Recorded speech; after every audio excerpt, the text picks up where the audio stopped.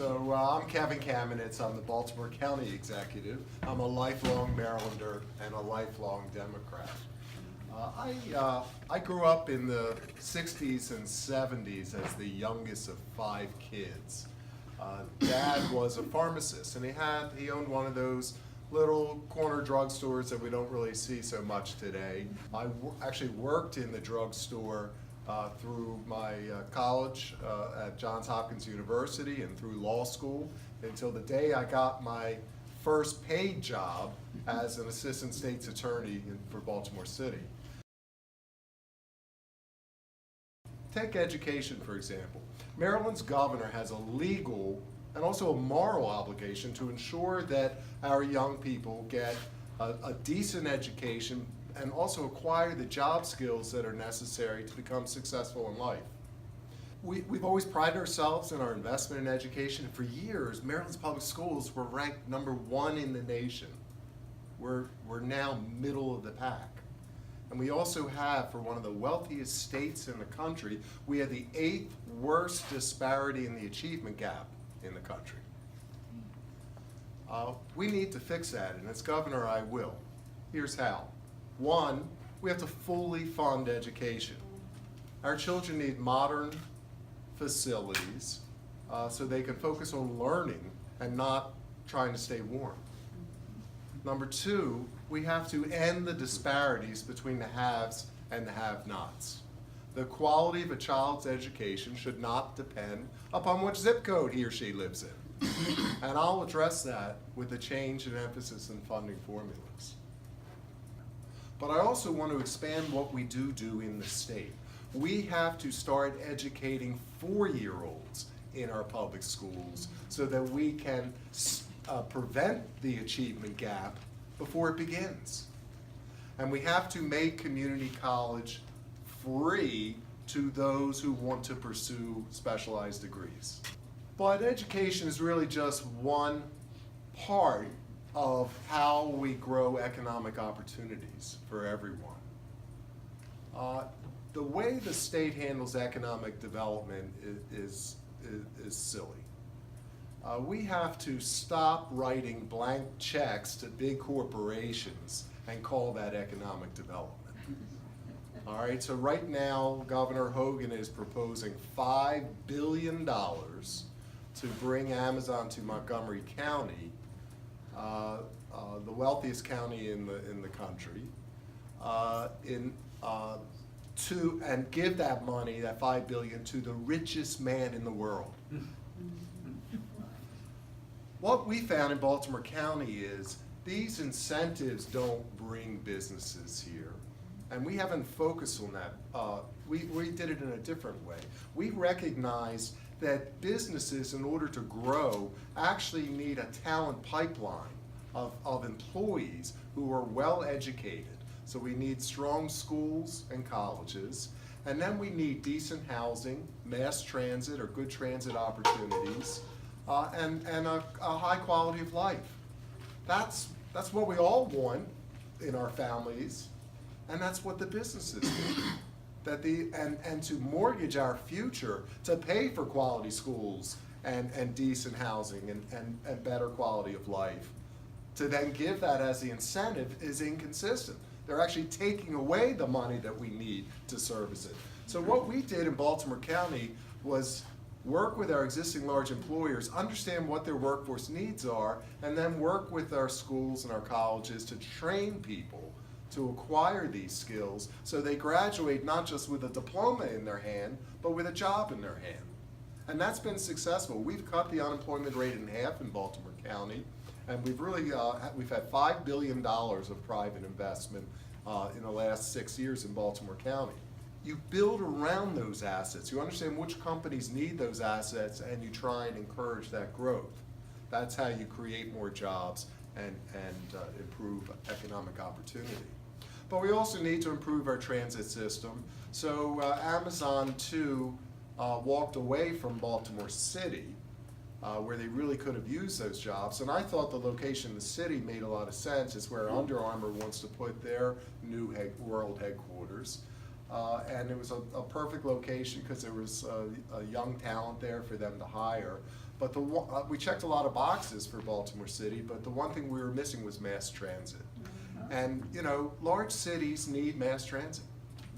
That's the, you know, right now you got a governor who's focused on 20th century highways as opposed to 21st century mass transit options. I mean, you know, we're talking about a New Bay Bridge, maybe we need a mass transit link across the bridge. You know, those are the type of investments that I think are more productive in the long run. We also have to ensure that working people are properly paid. And quite frankly, a person shouldn't have to work full-time and still be in poverty. So we do have to raise the minimum wage to $15, and that's the appropriate number, I think, phased in over a number of years. We not only need to figure out an economic opportunity, but we also have to protect the assets that we have in the state. And one asset that's very important is our environment. Despite having a population of 838,000 people, we're actually larger in population than 4 states, we manage our environment well. 90% of our population live on 30% of the land. And we enforce that through strict zoning and also ensuring that the rural areas are on well and septic as opposed to public water and sewer.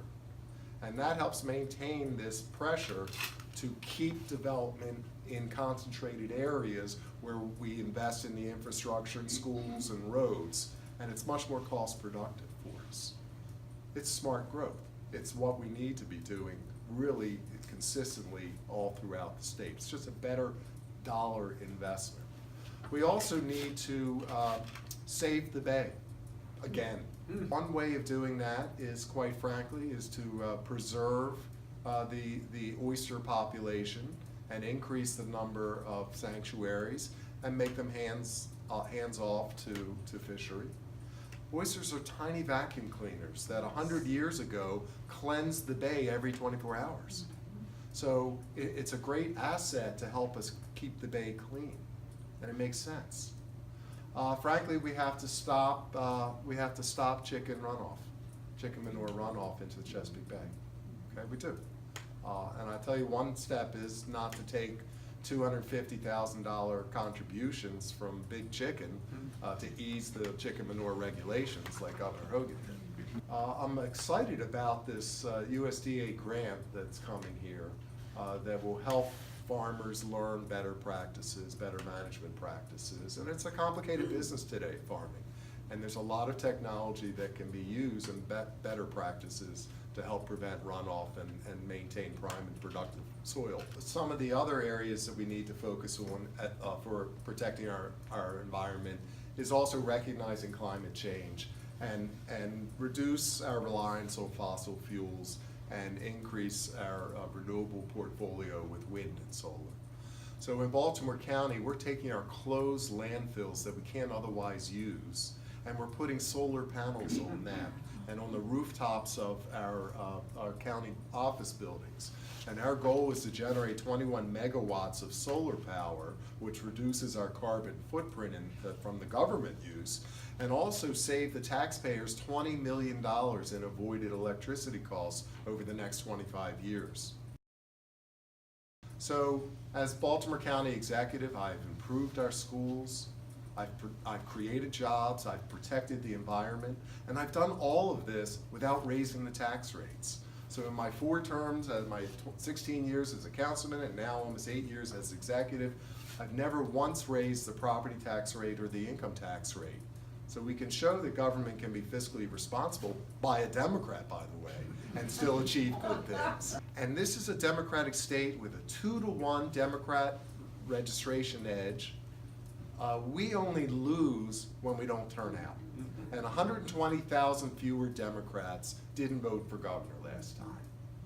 There's one thing I have great confidence in our president is that he will continue to motivate Democrats.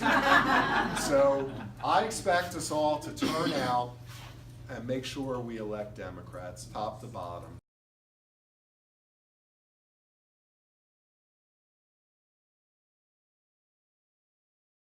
You have some real challenges in this county. You have a declining school population. You don't have a strong employment base. and there's a need to kind of grow the county while still maintaining its rural heritage. You've got a so the first thing to do is we need to make sure you continue to have a quality school system. You actually have an opportunity with a declining enrollment to figure out how do we reshape the way we do things with our school system in terms of our buildings and what we can continue to do to be proud about our school system here. The other part is, of course, you have such a scenic center here in Chestertown, which is your greatest asset. It provides good property value for you in terms of assessments and helping to maintain that base. So we don't want to lose anything there that maintains the environmental purity of the waterfront. Your downtown area here in Chestertown is great. It's it just I'm just really impressed by it, and it's, you know, focusing again on how do we build up the population base here where you already have a town, you already have assets, and a high quality of life. And a lot of that probably is related to how you use the college. The college is your major employer here, and it's a great opportunity to figure out, working with the college, how do we grow the college so that it grows the town and helps the county.